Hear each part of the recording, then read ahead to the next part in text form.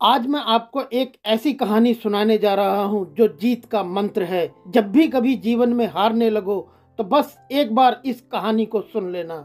एक छोटे से गांव में एक साधु रहा करता था। जब भी वो अपने दोनों हाथ उठाकर आसमान की तरफ ध्यान लगाता तो बारिश होने लगती थी। इसलिए गांव के लोगों को जब भी बारिश की जरूरत होती तब वो साधु के पास पहुंच जाते और उनसे अनुरोध करते कि वो बारिश करवा दें। और जैसे ही वो साधु अपने दोनों हाथ उठाकर आसमान की तरफ ध्यान लगाते तो बारिश जरूर होती थी। एक दिन उस छोटे से गांव में शहर से दो लड़के घूमने के लिए आए। जब उन्हें इस बात का पता चला कि इस गांव में एक साधु रहता है जो अपने दोनों हाथ आसमान की तरफ उठाता है और बारिश होने लगती है, तो उन्हें इस बात का यकीन नहीं हुआ।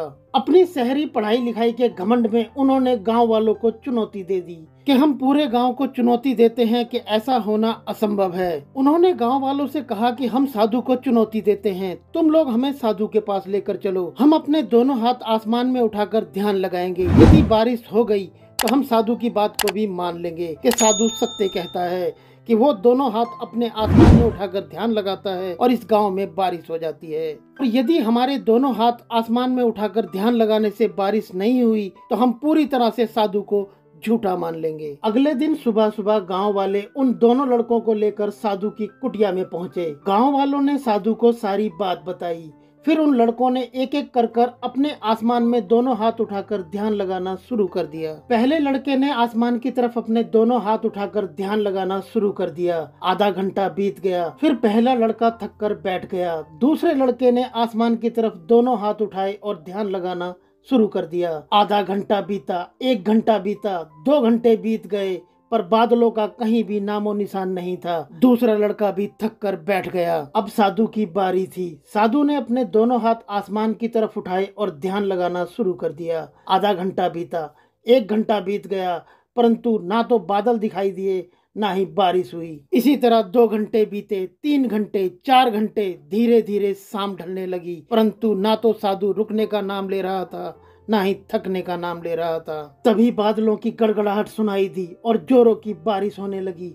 ये देखकर दोनों लड़के दंग रह गए और तुरंत साधु से क्षमा मांगने लगे। फिर दोनों लड़कों ने साधु से पूछा कि बाबा भला ऐसा क्यों हुआ कि हमने अपने दोनों हाथ आसमान में उठाकर ध्यान लगाया, तब भी ना तो बादल आए ना तो बारिश आई, परंतु जब आपने अपने दोनों हाथ आसमान की तरफ उठाकर ध्यान लगाया तो बादल भी आए और जोरों के साथ गड़गड़ाकर बरस भी गए। तब साधु ने उन दोनों लड़कों को उत्तर दिया कि जब मैं आसमान की तरफ अपने दोनों हाथ उठाकर ध्यान लगाता हूँ तब मैं दो ही बातों को अपने ध्यान में रखता हूँ। पहली बात तो मैं ये सोचता हूँ कि जब मैं अपने दोनों हाथ आसमान की तरफ उठाकर ध्यान लगाऊंगा तब बादलों को आना ही होगा और बारिश को बरसना ही होगा। और दूसरी बात मैं ये सोचता हूँ कि मैं तब तक आसमान में अपने दोनों हाथ उठाकर ध्यान लगाता रहूंगा जब तक कि बादल आकर बारिश ना कर दें। इसीलिए ना तो मैं रुकता हूँ ना मैं थकता हूँ, और उसका परिणाम ये होता है कि बादल भी आते हैं और बारिश भी आती है। इसलिए यदि आप भी किसी कार्य को कर रहे हो और उसमें आपको सफलता हासिल ना हो,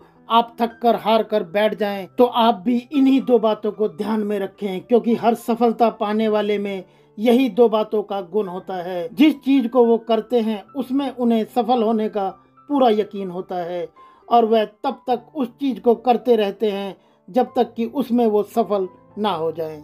आशा करते हैं कि आपको हमारा आज का ये मोटिवेशनल वीडियो जरूर पसंद आया होगा। यदि आपको ये वीडियो पसंद आया है तो इस वीडियो को लाइक, शेयर और चैनल को सब्सक्राइब करें। फिर मिलते हैं आपसे ऐसी ही किसी बेहतरीन कहानी के वीडियो के साथ। तब तक के लिए नमस्कार।